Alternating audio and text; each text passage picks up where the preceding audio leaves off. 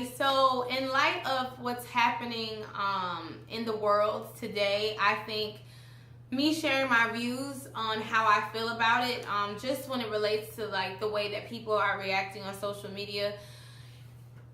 You know, rest in peace Sterling and Castile. I just feel like people, I would say millennials, mostly, because we use social media, Twitter, Instagram, Facebook, you know, all those other social sites.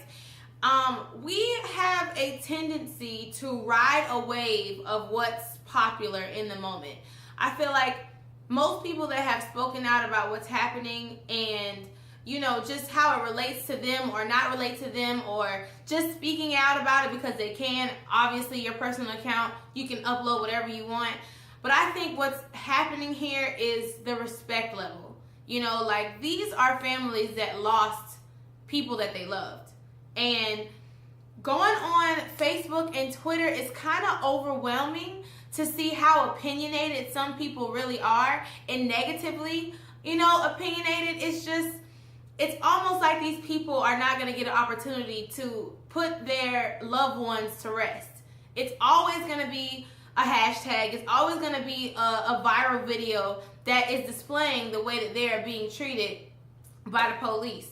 And, you know, this sense of entitlement to say whatever you want, it's kind of gone too far. And when I say riding the wave of what's happening, most people who, let's say, retweet or upload a viral video or post something that someone has already posted to like spread the word or whatever the case is, I actually like that part about it. I feel like I know exactly what's happening in the world just by going on my Facebook. But also that's overwhelming at times, especially when people don't know the story. They're just posting the first thing that they see. People who are angry and they don't really know the full story. People who ramble on and on about things that they honestly don't know anything about. You know, I'm a sociology major, so I did study people and their behaviors. And when it comes to low socioeconomic people, when it comes to middle class people, the one percenters, like, there are things that I know based on a community or a group of people that makes me more credible to speak on certain things, because that was my major. I researched things, I wrote papers on it. Like, that was my major, you know what I'm saying? So when I see really ignorant things that people say, it's just like, where did you even get that from? Like, I think separating fact and opinion is very important. Factual things can be proven, and opinion is how you feel, period. And the way that people talk nowadays, it's almost factual. Like, they're not quoting anyone, they're just saying what they think it is, but it's coming off as everyone else is wrong and I'm right. Hey, listen to me. Hey, read my post. Hey, I'm right. And one of the examples is the whole black on black crime thing. Like, do y'all understand that no other ethnicity has a on white on white crime? There's such thing as that. Like, Latina and Latino crime, it's not, there's no such thing as that. It's personally directed to the African American community. And when people talk about that, when it comes to this, like, oh, we can kill our brothers in the street, or black on black crime happens all the time, or blah, blah, that's not the problem at hand. The problem at hand is police brutality. Police brutality is the issue. So when there's something happening and you're riding this wave, don't add other issues that do not have anything to do with it, because you're taking away from the story. It just makes no sense. So to come under a rest in peace Alton Sterling post and say, well, black people kill black people every day. Was that the case in this situation?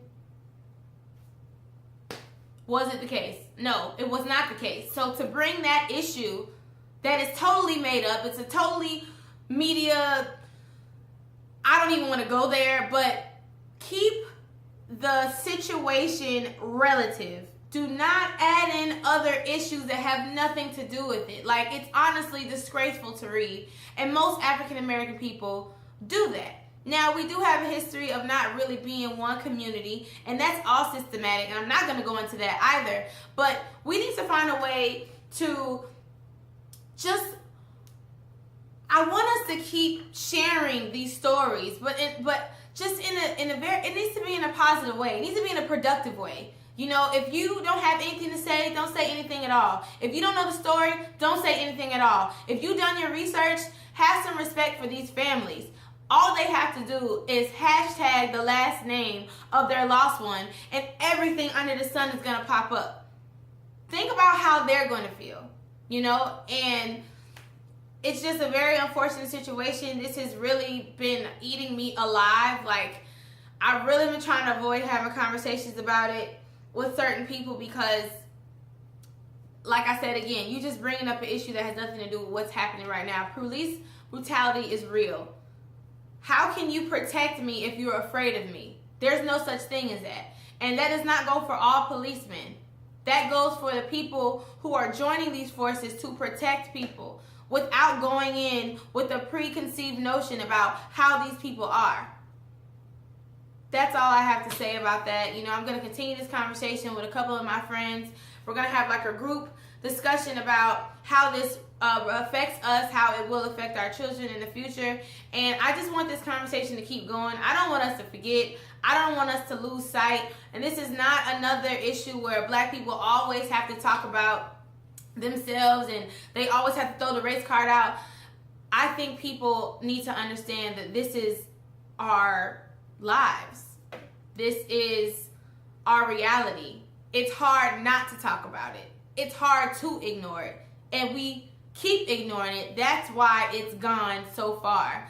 So, I mean, if you ask me, like, we just need to be very conscious about the things that we're posting when it relates to these traumatic attacks that are happening on our community and our men and our women. And just be mindful of the families that have to deal with this and see this every day on social media.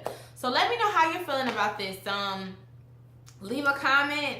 Has something like this ever happened to you? Like, let's keep this conversation going. Thank you.